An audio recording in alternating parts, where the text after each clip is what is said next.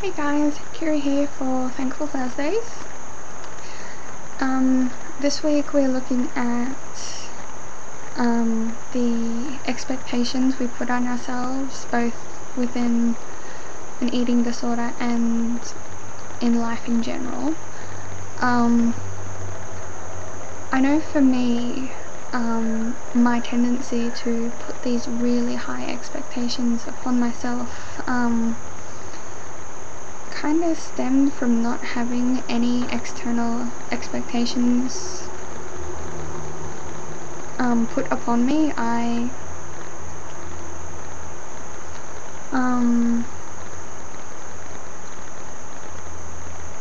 Neither of my parents really, set even, reasonable or unreasonable expectations on what I did. And somewhere along the line I thought that it was important to have those expectations to strive towards, so I'd put them upon myself. But I was coming from a quite immature and young perspective, so my expectations of myself were quite high. And even in adulthood and throughout my adolescence, I still tended to use that quite childlike model of expectations within my life, and there were many times where the expectations I had were unreachable.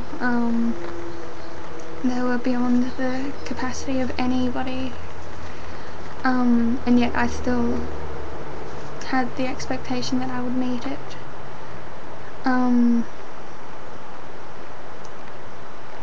Which kind of set myself up for a lot of falls and a lot of negative self-talk.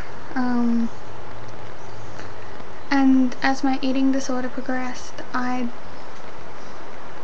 set up goalposts that I had to achieve, and even in my initial stages of recovery, I wouldn't allow myself to recover until I'd reached those milestones. So for me, those really high expectations were so ingrained that even though I hated being eating disordered and really wanted a life without it, I wouldn't allow myself to do what was needed until I reached these milestones of sickness. And in talking with other people who also suffer from a variety of eating disorders, it is actually a common barrier I found, that I'm not sick enough, and we set up these expectations that you can't achieve recovery until you meet these expectations you have of yourself, of what constitutes really suffering from an eating disorder in order to recover, if that makes sense. And it was something I struggled with for the first 2 years that I was in therapy. I think one time I actually openly said, when I hit this weight, then I will recover, or when I hit this size, or this BMI, or this consequence, then I will recover. So my expectations overrode my desire for recovery.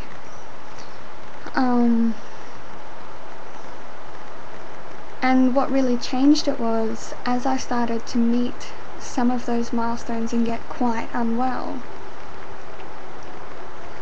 I found myself making new milestones, so the expectation of sickness was kind of, infinite, and there wasn't going to be a final milestone or expectation for me to meet. And it was very unfortunate that it took me meeting some of those sick goals to realise that, I'm never going to actually reach a goal where I will say, okay, I will recover now.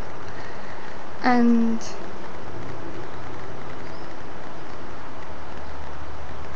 it's only in hindsight that I realise how destructive those expectations were within my eating disorder. So that really hindered my recovery, and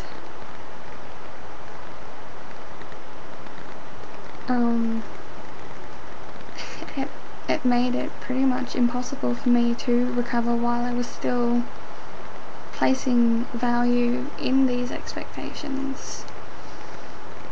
And then on the flip side, when I went, right, I'm never going to be sick enough in my head to deserve recovery, so I pretty much said I'm just going to do it.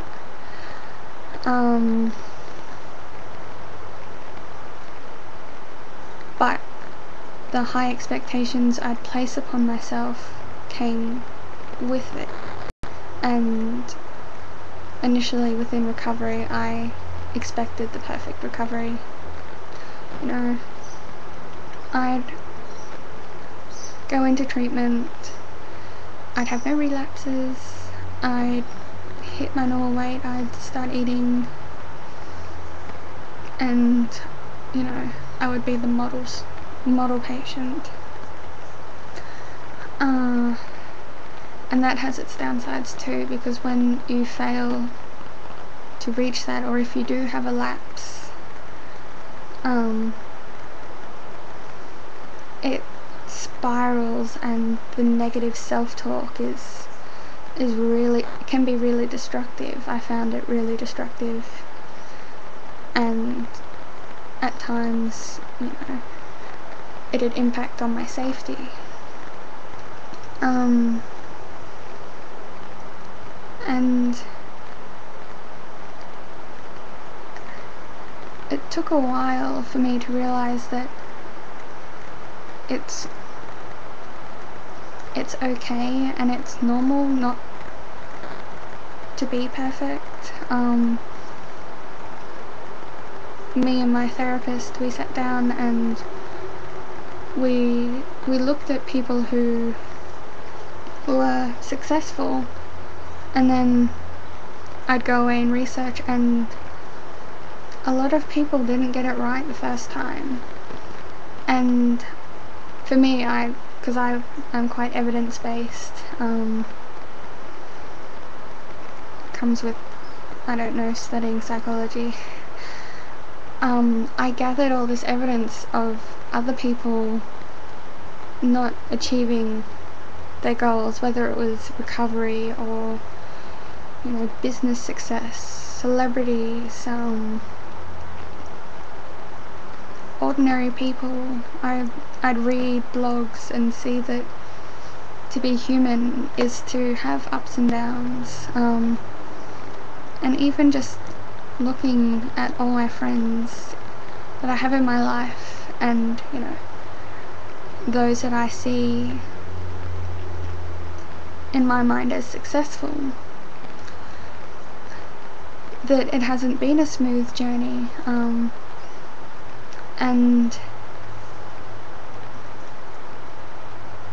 in seeing that it was seemingly part of the human condition to not always get things right or wrong, I was able to be a lot more kinder to myself. I'd look at it and go, okay, if this was, say, Sarah, who does Saturdays, if Sarah was me and she was telling me this, would I tell her what I tell myself? I hope Sarah's okay with me using her as an example, because we are quite close friends, and I have actually used, flipped it and said, okay, if this was Sarah telling me this, what would I say? And really challenging the thoughts around why I wouldn't tell myself those. I think it is healthy to have, reasonable expectations of what you want to achieve in life, both in terms of recovery and in life in general, but it's also okay not to achieve them straight away. It's okay to fall a bit short. It's just important to remember that we all fall short at times, but the real strength is in getting back up. And it's taken me several years to realise that it's not the, achieving the expectation that is the real success. It's the constant getting back up.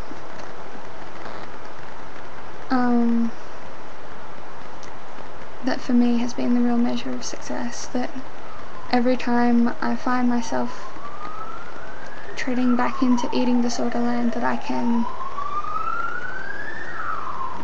turn away from it and keep going, and to not see that as failure because I got back up. As long as you get back up, you haven't failed.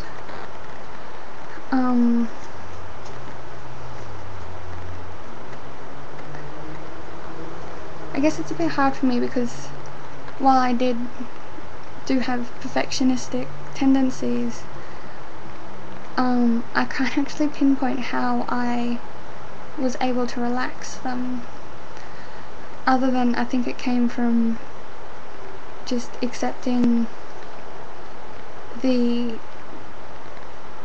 nature of being human, and to stop seeing myself as some superhuman being. So yes, on that note, I'm going to sign off and see you guys next Thursday.